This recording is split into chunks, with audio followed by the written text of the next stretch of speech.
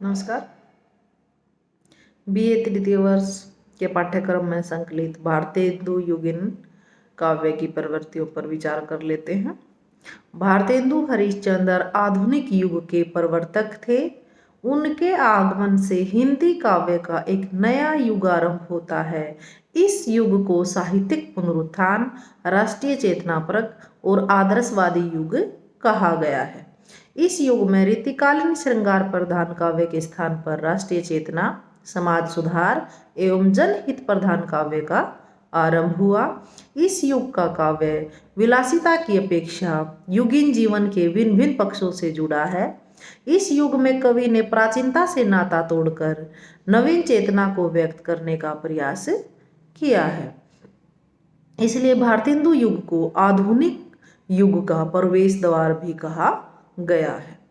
इस काव्य धारा इस युग के जो प्रमुख कवि हैं वो हैं भारतेंदु हरिश्चंद्र, अंबिका दत्त व्यास, राधा कृष्ण दास, प्रताप नारायण मिश्र, बद्री नारायण चौधरी प्रेमघन, ठाकुर जगमोहन सिंह, बाल मुकुंद गोप, किशोरी लाल गोस्वामी और बालकृष्ण भट्ट। और भारतेंदु युग की जो प्रमुख प्रवृत्तियां हैं वो इस प्रकार हैं।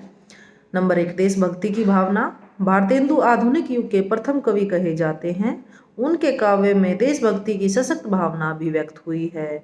आचार्य रामचंद्र शुक्ल जो बहुत ही बड़े साहित्यकार हुए हैं, उन्होंने उनके विषय में लिखा है कि भारतेंदु की वाणी का सबसे ऊंचा स्वर देशभक्ति का था। उनकी कविताओं में देश की दुर्दशा का मार्मिक वर्णन किया गया है।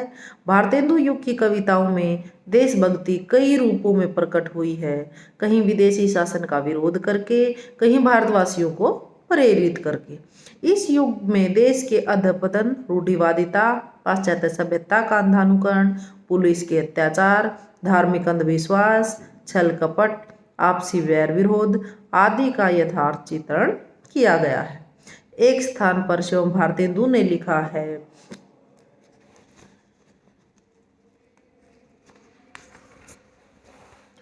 कि रोहू सब मिली के आहू भारत भाई, हा हा भारत दुर्दशा न देखी जाई। तो भारत की दुर्दशा का भी कवि ने वर्णन किया है, भारतेंदु हरिश्चंद्र जी ने। दूसरी जो इनकी विशेषता है वो है प्राचीनता और नवीनता का समन्वय। भाव, भाषा, शैली और उद्देश्य सभी दृष्टियों से इस युग के साहित्य में प्राचीनता और नवीनता के एक साथ दर्शन होते हैं। इस युग के साथ समाज, राजनीति, धर्म और संस्कृति का एक नया जमाना शुरू होता है। व्यापक जन चेतना का नई शिक्षा, दीक्षा व राजनीति के कारण भारत के अतीत की ओर ध्यान जाता है।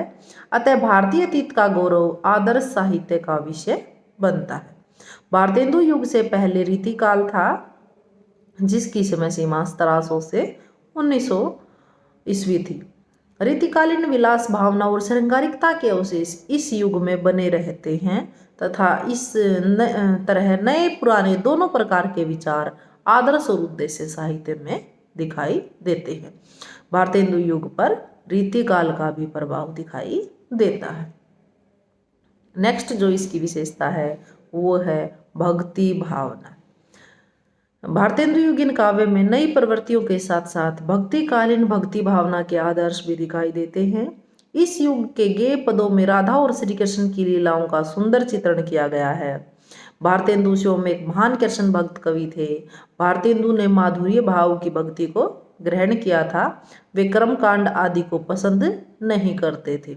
भक्ति काल में जो माधुर्य भाव मीराबाई लेके आई थी, वही माधुर्य भाव की भक्ति भावना भारतेंदु में भी दिखाई देती है। इस युग की भक्ति भावना में भक्ति युगीन तन्मयता के भी दर्शन होते हैं। मेरे तो साधक एक ही हैं, जय नंदलला विरस भानु कुमारी। अगली जो इसकी विशेषता है वो है श्रृंगार भावना। भक्ति भावना की भारती भारतेंदु युगीन काव्य में श्रृंगार भावना का भी चित्रण किया गया है, किंतु इसमें रीतिकालीन कवियों की अश्लीलता, नग्नता आदि का चित्रण नहीं हुआ है, क्योंकि रीतिकाल में जो श्रृंगारिक भावना का वर्णन किया है कवियों ने वो ज्यादा अश्लील था। इस युग के काव्य में उच्च और आदर्शमयी प्रेम भावना के दर्शन होते हैं। उदाहरण के लिए ये पंक्तियां हैं, एकंगी बिनु कारणे इक रस सदा समान, पीही गए सर्वस्व जो, सोई प्रेम परमान। नेक्स्ट जो विशेषता है इसकी है सामाजिक जागरण, जो कि इसकी मुख्य विशेषता है। भारतीय हिंदू युगीन काव्य में देश प्रेम की भावना के साथ साथ